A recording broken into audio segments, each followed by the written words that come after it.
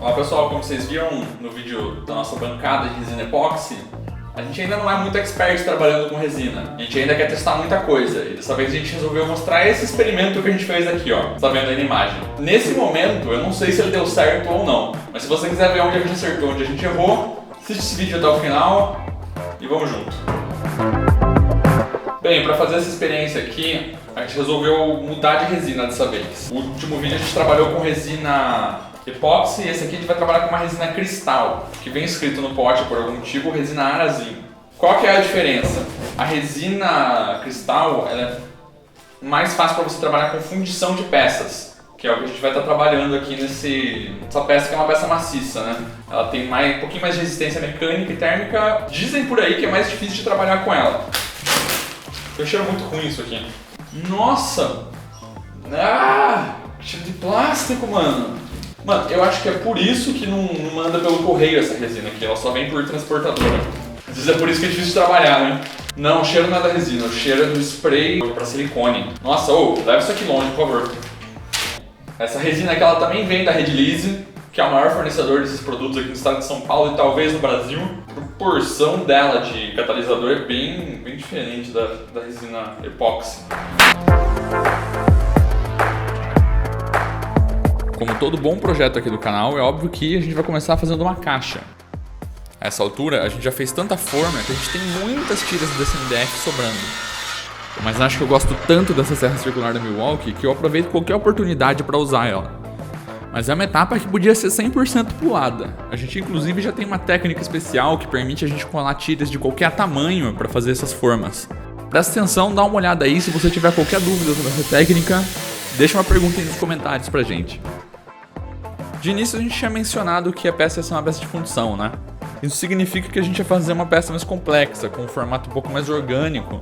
Mas antes de gastar todo o silicone e ter um molde definitivo, a gente reduziu um pouquinho a escala do teste. E a gente ia testar só a resina mesmo. Para isso a gente fez aquela forma no tamanho de uma folha A4, que não seria envolvida com nada. Isso é muito importante porque lá no final isso deu um certo problema pra gente. Isso causou mais algumas alterações, como por exemplo, antes a peça era uma peça tridimensional, que teria informação e relevo de qualquer ângulo. Mas a partir do momento que a gente mudou, a gente resolveu tratar ela como se fosse um quadro, ou seja, ela só ia transmitir a informação através da sua parte da frente, né, do seu eixo principal. E por isso que essa peça tomou um aspecto quase como se fosse uma montanha, né, como se fossem as linhas da curva topográfica. Quando você vai fazer uma peça que a resina fica em contato direto com a forma, é muito importante usar o desmoldante, para evitar que ele grude na forma e te poupe o maior trabalho de acabamento de ficar tirando esses pedaços depois. Como a gente mudou o teste de última hora, a gente teve que se adaptar com a quantidade de material. A gente ia ter 7 camadas dessa topografia, então a gente teve que colocar 8 camadas de resina. Como a gente tinha 2 kg de resina, foram despejos de 250 gramas cada. A proporção de catalisador dessa resina cristal é bem baixa, essa proporção é de 3%, e foi bem difícil manter essa exatidão na nossa balança, que não é lá das melhores. E por algum motivo também, essa resina cristal, diferente da epóxi, pegou muito mais bolhas de ar no processo de mistura. A gente ficou com medo de vibrar ela e de usar o soprador térmico por muito tempo, porque o tempo de pega dela é muito menor. 15 minutos ela já começa a endurecer e ficar gelatinosa, e você perde o tempo de trabalhar com ela. Mas depois de despejar com cuidado, as bolhas não foram tanto um problema assim. A magia da edição fez parecer que tudo foi muito rápido, mas na verdade entre uma camada e outra a gente esperava pelo menos 5 horas, então o processo todo levou 2 ou 3 dias. Já na cura de cada camada dava para ver a diferença entre essa resina cristal e a epóxi.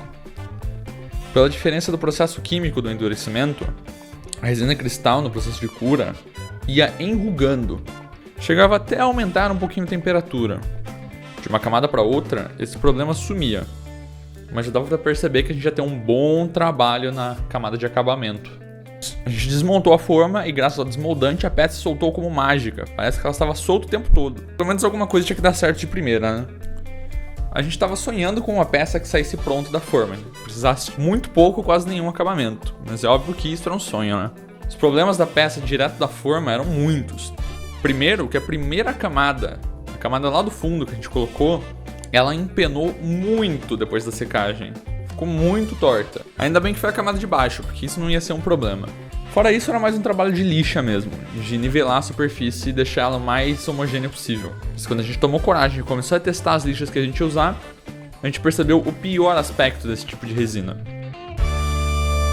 Lembra quando eu falei que a gente deixou a peça em contato com o ar e que isso ia ser um enorme problema pra gente? Pois é, a lixa funcionou bem na camada do fundo, mas na camada de cima, que ficou em contato com o ar, a lixa grudava, ficava toda pegajosa e não funcionava pra nada. Isso acontece porque na cor da resina cristal, ela gera um subproduto que em contato com o ar vira uma camada pegajosa. Quando a gente idealizou uma peça de fundição, isso não seria um problema, porque esse subproduto ia ficar no meio da peça. Mas quando você tem uma camada em contato com o ar, é essa camada para qual o subproduto vai. Então, depois de perder muita lixa sem conseguir nenhum efeito, a gente teve que partir para a arma mais pesada de qualquer arsenal, a famosa faca de cozinha. Você tem que tirar completamente essa camada pegajosa. Isso significa raspar mesmo. E é muito difícil, porque ela gruda muito.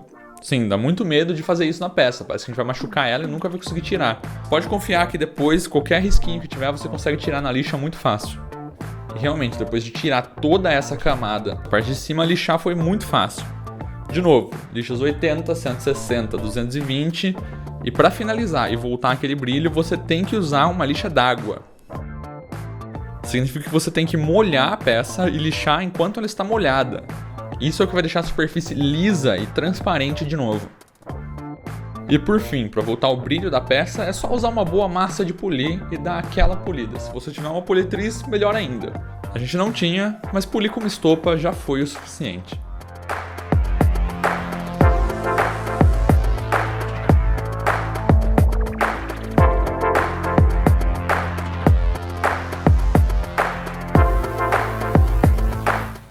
Bem, galera, então esse aqui foi o resultado final da nossa experiência nova aqui com resina. Isso aqui pra gente era uma experiência mesmo. A gente queria experimentar com outros tipos de resina que não fosse resina epóxi. A gente fez 3, 4 projetos com resina e todos com resina epóxi até então. Mas a gente conhecia designers muito famosos que faziam peças sólidas, gigantes, só com resina cristal. Então a gente falou, vamos experimentar para ver qual é a diferença, se esse tipo de resina consegue servir melhor aos nossos propósitos. E a gente não sabia muito bem, a gente foi mais um teste mesmo. Compramos só 2 kg de resina para não gastar muito. E a gente fez essa peça aqui, que a gente tinha o intuito de parecer com uma topografia mesmo e fazer um trabalho com um pouquinho mais de cores assim. Que mais pra frente a gente pode aplicar num painel, a gente pode fazer um trabalho com geodo, com resina colorida mesmo. Enfim, as possibilidades são infinitas. De primeiro, o que a gente percebe, a resina cristal retrai muito, então a distância entre as peças ela não ficou tão grande quanto a gente parecia, então a ilusão de distância não ficou tão grande assim. Mas ainda assim o efeito translúcido que as peças têm ficou muito bacana. Mas eu acho que o principal problema de trabalhar com resina cristal é o processo de cura dela. Por conta do catalisador, a resina cristal ela seca de um jeito diferente, é como se ela fosse realmente perdendo água e é como se ela realmente fosse perdendo água, fosse desidratando e murchando assim na hora de secar. Então ela fica toda ondulada, que é muito difícil de dar acabamento depois. E além disso, a gente teve uma retração bem pesada aqui na primeira camada. Formou quase uma parábola aqui a curva. Fora isso, o maior problema também é que quem trabalha com resina cristal trabalha com peças grandes em fundição. Fundição é basicamente um molde fechado, onde você injeta a resina e ela cura lá dentro. E é diferente do processo que a gente teve de camadas, porque quando a resina cristal seca em contato com o ar assim, a camada de cima, a última camada, ela gera um subproduto que é aquela camada pegajosa que fica em cima, que a gente teve que tirar para conseguir lixar direito. Que fica terrível, mano, é horrível tirar aquela camada pegajosa, vai muito trabalho para tirar ela e depois para lixar e dar o acabamento também vai muito trabalho. Mas enfim, lembrando que isso aqui são experiências, né? E o aspecto final da peça ficou bem legal. Eu acho que a resina cristal ela tem um acabamento, um tato um pouquinho diferente, um pouquinho mais... como se o acabamento fosse mais fosco até. E esse é o resultado da nossa experiência, né? A gente gosta muito quando vocês comentam aqui as suas experiências e quando vocês dão dicas e falam dos seus problemas também. Porque o objetivo é esse, a gente expor nossos problemas, a gente aprender com os problemas dos outros e a gente ir desenvolvendo o nosso método até a gente ficar, profissional nisso aqui. Então é isso, obrigado por assistir mais um Lab. Dá o seu curtir, se inscreve no canal, bate naquele sininho ali para você receber notificação toda vez que a gente soltar um vídeo. Isso ajuda bastante a gente. E tchau! Tchau.